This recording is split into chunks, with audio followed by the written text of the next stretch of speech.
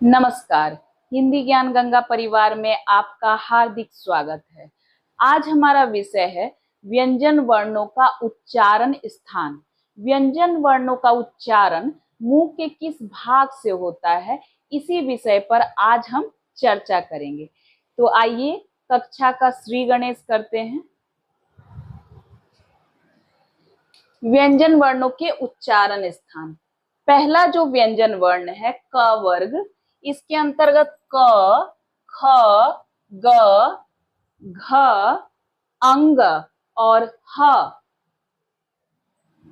इन सभी का उच्चारण स्थान है कंठ। क वर्ग के वर्ण और साथ ही साथ ह, इनका उच्चारण स्थान है कंठ। आगे बढ़ते हैं। च वर्ग के सारे वर्ण जैसे कि च, छ, ज, झ, इ और साथ ही य और तालव्य श, इनका उच्चारण स्थल है तालु। तालु से इनका उच्चारण किया जाता है। इसके बाद ट वर्ग के जितने वर्ण हैं ट, ठ, ड, ढ, ण, इसके साथ ही र और मूर्धन्य श और ड ढ से विकसित उच्छिप्त वर्ण ण और ढ, इनका भी उच्चारण मूर्धा से होता है। मूर्धा से इनका भी उच्चारण होता है।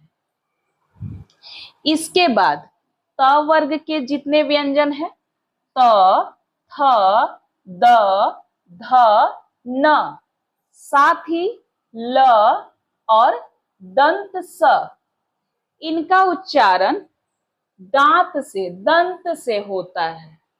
इनका उच्चारण स्थान क्या है? दंत, दांत।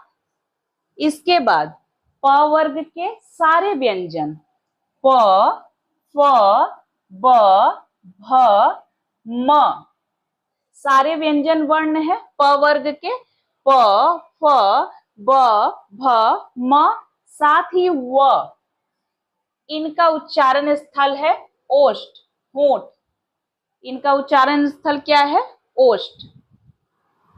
और इसके अलावा जो पंचम वर्ण है, प्रत्येक वर्ग के जो पंचम वर्ण है जैसे कि अंग, इय, ण, न और म, इनका नासिका से भी उच्चारण होता है। मतलब अपने वर्ग के उच्चारण स्थल के साथ ही इनका उच्चारण नासिका से भी होता है। जैसे कि अंग का कंठ और नासिका से, इय का तालु और नासिका से, ण का मूर्धा और नासिका से, म का ओष्ठ और नासिका से और न का दंत और नासिका से।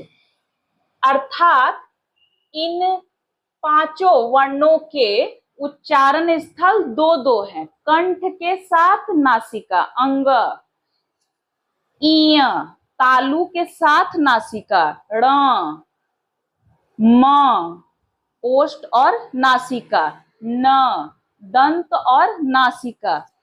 इसके बाद ह के भी दो उच्चारण स्थल है। एक तो ह कंठ से उच्चारित होता है, दूसरा काकल से। काकल का अर्थ है स्वर तंत्र का मुख।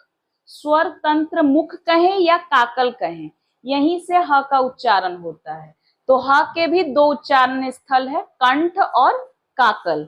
इसके बाद व और नुक्ते वाला फ, व और नुक्ते वाला जो फ है, इनके भी उच्चारण स्थल दो है, दंत और ओष्ठ। व तो ओष्ठ से उच्चारित होता ही है, इसके साथ साथ दंत की भी सहायता लगती है, इसलिए दंत ओष्ठ दो स्थल है इनके भी उच्चारण के। तो कुल मिला के हमने व्यंजन वर्णों के उच्चारण स्थल पर चर्चा कर ली है।